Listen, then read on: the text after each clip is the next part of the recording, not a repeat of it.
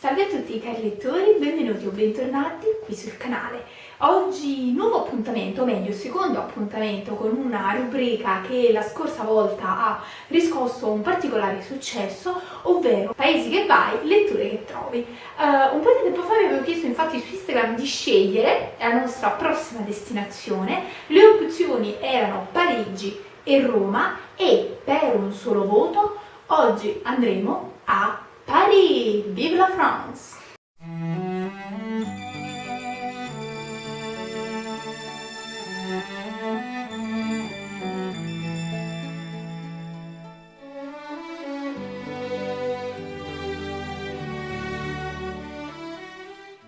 Come già vi dissi ovviamente nel primissimo video, o meglio non so se ve l'ho detto in realtà, ora che ci penso, ma comunque in questa prima fase ovviamente io vi chiederò di scegliere delle destinazioni che sono chiaramente legate ai libri che io già ho a casa e che quindi posso in qualche modo trovare facilmente, ma è chiaro che nel momento in cui le destinazioni più ovvie quali Roma, Parigi, Inghilterra, San Pietroburgo finiranno e Firenze anche chiaramente,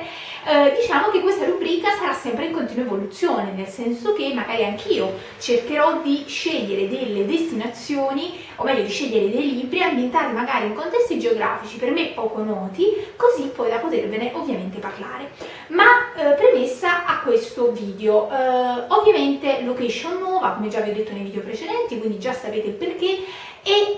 devo dirvi che questo è sostanzialmente uno dei video più difficili per me da girare, non per la difficoltà del video in sé, ma perché avendo io impactato tutti i miei libri sono sostanzialmente dovuta andare a memoria, quindi mi sono dovuta ricordare di quali libri ho, quanti ne ho, come erano disposti ed credete, è stato un lavoro terribile e chiaramente mi sono affidata ai vari pop-up che ho fatto, quindi i libri di cui parlerò sono, penso tranne uno, sono sostanzialmente libri che ho già letto, quindi magari cercherò di spiegarvi perché l'ho scelto per questa rubrica, ma appena sarà possibile ovviamente vi beccate un nuovo bookshelf tour perché chiaramente quella libreria non è più attuale, è cambiata, ho fatto l'acquisto di nuovi libri, le cose ho cambiato anche l'ordine dei libri, motivo per cui insomma merita un aggiornamento. Ma non perdiamo tempo, andiamo subito dritti al sodo. Ovviamente le copertine le vedrete credo di qui, se sono abbastanza tecnologica, perché a volte sembra strano, a volte viviamo nel XXI secolo, siamo super tecnologici, ma poi le cose più banali non le sappiamo fare. Allora, partiamo subito. Ovviamente i libri ne sono 5 e credo che lo saranno anche la volta prossima, diciamo 4-5 libri, e ho preferito scegliere in qualche modo una linea cronologica del primo libro, ovvero il libro scritto da un autore, grande autore della letteratura francese, uno dei libri credo più noti di questo autore, ovvero Notre Dame de Paris di Victor Hugo. Peraltro di questo video io ho già fatto la recensione, che devo dire la verità è una recensione credo che risalga veramente a un anno fa, vecchina, molto molto vecchia, però ancora oggi io nel guardare la mia pagina canale vedo che la gente ancora la guarda, quindi questo mi lascia molto sorpresa perché ecco, alla fine quando noi booktuber facciamo un video, lo dico ai colleghi, non temete perché magari anche quel video che non ha avuto un immediato successo poi magari dopo tanto tempo circola ancora, e questo è proprio il caso della recensione di Notre Dame de Paris, quindi potete ovviamente andarla a vedere. Però perché ho scelto questo libro in questo contesto? Perché chiaramente è un libro ambientato, se ricordo bene, nel 1472, quindi siamo diciamo ancora un po' nel Medioevo, e soprattutto l'ambientazione di questo libro è un luogo simbolo dell'architettura medievale francese, ossia appunto Notre Dame de Paris, una cattedrale che sappiamo, insomma tutti penso che ci ricordiamo ancora quando bruciò. Peraltro ho visto su un giornale un progetto, cioè realizzare un tetto simile appunto a quello precedente, ma tutto fatto di vetro, quindi in qualche modo per unire moderno e antico, sempre con la guglia chiaramente. E Notre Dame de Paris secondo me è la cattedrale che rappresenta poi un po' proprio il gotico francese, il simbolo dell'architettura gotica francese, quindi penso che questo libro, al di là poi della storia in sé per sé, quindi la storia tra Quasimodo, Frollo, Esmeralda e Febo, è un testo appunto che consiglio a tutti voi. Se però volete scoprire anche un'altra parte di Parigi, vi consiglio chiaramente I Miserabili, perché lì c'è veramente tutta Parigi, chiaramente dell'800, ma una Parigi dove voi potete anche scoprire i luoghi meno noti e anche poco frequentati dalle persone, quali per l'appunto le fogne, perché c'è una parte dedicata appunto alla digressione sulle fogne che a me francamente è piaciuta tantissimo, è una delle scene più belle. E peraltro tanto in Notre Dame de Paris quanto nei Miserabili ci sono due parti dedicate proprio alla descrizione della città, quindi potrebbe essere interessante anche fare questo confronto di come Parigi fosse cambiata, secondo ovviamente Victor Hugo, dal 400 all'800. Libro numero 2, ci spostiamo al 500 e ci spostiamo nella vita in qualche modo di un autore che è vissuto soprattutto in Italia, ma in realtà poi ha fatto la sua fortuna a Parigi, è morto a Parigi, uno dei suoi quadri più celebri si trova al Louvre e forse avrete già capito, sto parlando di Leonardo, e dunque il testo che vi consiglio è Gli occhi della Gioconda di Alberto Angela, protagonista credo dell'autore del mese di febbraio, marzo, aprile, insomma veramente uno dei primissimi video qui sul canale, laddove chiaramente, dico la verità, non è il libro che mi ha colpito al cuore, ecco, l'ho letto, sì, è stato piacevole, ma se dovessi trasferire, diciamo, i libri che ho letto in formato elettronico nella versione cartacea, questo francamente non lo comprerei perché, ripeto, non mi ha colpito più di tanto. Però comunque penso che sia un libro molto interessante, appunto, in qualche modo per scoprire una Parigi diversa, per scoprire un personaggio, per l'appunto, che ha visto i suoi ultimi anni di vita strettamente legati al re francese, Francesco I, e sappiamo poi anche tutta la storia della Gioconda, quindi secondo me può essere un testo molto interessante, più che altro se vogliamo scoprire sì Parigi, ma io direi un po' di più, in modo un po' più generale, la Francia, quindi con i suoi famosi castelli sulla Loira, che secondo me sono parte emblematica dell'essere francese. Libro numero 3, arriviamo all'800 sia per l'autore e sia per il contesto in cui è ambientata la storia, cioè anche qui non voglio dilungarmi, però non potevo non citarlo, cioè Il Conte di Montecristo, perché è un libro di cui vi ho parlato nel primo episodio, appunto perché è un libro dove noi viaggiamo moltissimo, ma in realtà poi il cuore pulsante della storia si svolge in Francia, si svolge prima a Marsiglia e poi a Parigi, e anche poco fuori Parigi, dove lui è a Manila. E quindi in qualche modo Il Conte di Montecristo è Parigi, non possiamo farci niente. Alexandre Dumas è Parigi, e a questo punto mi verrebbe anche da dire che potete ancora di più, se volete diciamo conoscere ancora di più Parigi, vi consiglio anche tutta la saga dei Tre Moschettieri. In questo caso però, siccome stiamo seguendo un ordine cronologico, ho scelto appunto Il Conte di Montecristo perché la storia è ambientata comunque nell'800, quindi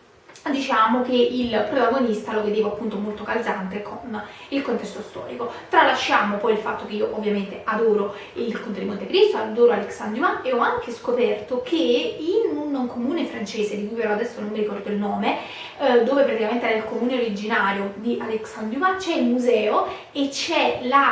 praticamente, come dire, il castello, si chiama Château de Montecristo, che è praticamente parte della villa di Alexandre Dumas padre, che sembrerebbe richiamare il castello del Conte di Montecristo, la casa del Conte di Montecristo, e che si dice fosse il luogo dove Alexandre Dumas si raccoglieva per scrivere. E quindi io mi sono detta, appena andrò a Parigi, appena andrò in Francia, quella deve essere una tappa obbligatoria del mio percorso, cioè chiaramente lì vi farò il vlog, lì lo sapete, io sono poco avvezza a fare vlog, cioè non li ho mai fatti qui sul canale perché richiedono tempo e perché quando viaggio voglio godermi il momento, ma lì farò un'eccezione perché secondo me insomma merita. Numero 4, passiamo invece a un saggio scritto chiaramente nel Novecento, ma che ha a che fare comunque con un periodo storico della Francia tra la fine dell'800 e il Novecento. Sto parlando del saggio La vita quotidiana nelle case chiuse in Francia, che se vi ricordate lessi perché avevo letto La Signora delle Camelie e quindi volevo andare ad approfondire un po' quel tema. Un saggio che ho trovato molto interessante perché vi viene raccontata la vita quotidiana di una cortigiana, se lo vogliamo dire in modo edulcorato, quindi come si vestivano, come si lavavano, come si pettinavano, qual era veramente proprio la loro giornata nelle case chiuse, quindi cosa facevano la mattina, il pomeriggio e la sera, lo possiamo immaginare. E quello secondo me è interessante perché molte delle case chiuse chiaramente si trovavano a Parigi, in alcuni luoghi particolari, e anche i prezzi chiaramente erano diversi rispetto alle case chiuse di provincia, anche quelle esistevano, e quindi secondo me può essere un modo interessante per scoprire la città di Parigi, che era famosa anche per questo, voglio dire, no? La Sera delle Camelie è ambientata lì, quindi anche lì cercare di scoprire la capitale francese da un punto di vista diverso. Secondo me quando si viaggia bisogna viaggiare anche in modo diverso, quindi sì, vedere luoghi celebri, ma magari crearci un nostro itinerario tutto particolare in base a quello che ci piace. E secondo me questo libro, chi è diciamo interessato al tema e alla tematica delle case chiuse, secondo me può essere molto interessante. E infine, ultimo libro, questo è un libro scritto da un'autrice contemporanea ma ambientato nel 1908 che io non ho ancora letto, ce l'ho già sul Kindle ma non l'ho ancora letto, ovvero Il profumo di Parigi di Julia Dalmas.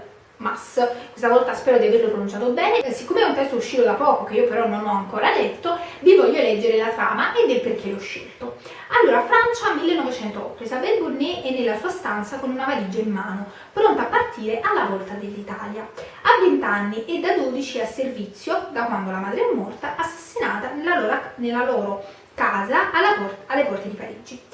Figlia legittima di un marchese, viene allevata dalla moglie del padre, una donna cinica e fredda che ha un unico scopo, fare di lei la sua vendetta. Quel viaggio a Venezia non rappresenta solo un nuovo lavoro, ma l'occasione per dimenticare. Non può sapere tuttavia che sarà proprio il destino a fare la sua mossa, facendolo incontrare Tristan Martin, un giovane uomo carismatico e affascinante, i cui segreti oscuri la travolgeranno, sino a portarla in Francia sulle orme del proprio passato. Tra Venezia e Parigi, in un viaggio emozionante attraverso paesaggi mozzafiato e sontuose dimore, agli albori della Belle Époque, si intrecciano amore, intrighi e terribili delitti. Una storia tormentata che condurrà la protagonista sino a un paesino sulle colline del sud della Francia dove tutto ha avuto inizio. Quindi insomma io ho scelto di comprare questo libro perché mi piaceva troppo la trama, trovavo soprattutto quella frase farà di lei la sua vendetta e capirete, Conte di Monte Cristo e vendetta sono la stessa cosa, quindi io quando vedo la parola vendetta mi emoziono, per cui insomma questo libro promette bene, non dico sarà bellissimo, ma promette bene, quindi insomma ve lo suggerisco, magari ecco, lo potete recuperare in Kindle e fa parte dell'abbonamento di Kindle Unlimited, modalità diciamo di lettura libri di cui vi ho parlato nel video sull'ebook e il cartaceo, quindi vi lascio il riferimento nelle schede. Noi abbiamo finito, spero quindi che questi miei suggerimenti siano per voi interessanti, forse magari da un lato qualcuno di voi li troverà banali perché magari ve ne ho parlato già tante volte, ma chiaramente questa è una rubrica che noi possiamo sempre implementare, sempre ampliare. E quindi ora andiamo a Parigi, ma magari la prossima volta andremo in un'altra città della Francia, oppure ritorneremo a Parigi, ma da un punto di vista completamente diverso. Quindi tranquilli, non tutto è perduto. Quindi noi ci vediamo prossimamente e ricordatevi che la lettura sia sempre con voi. Ciao!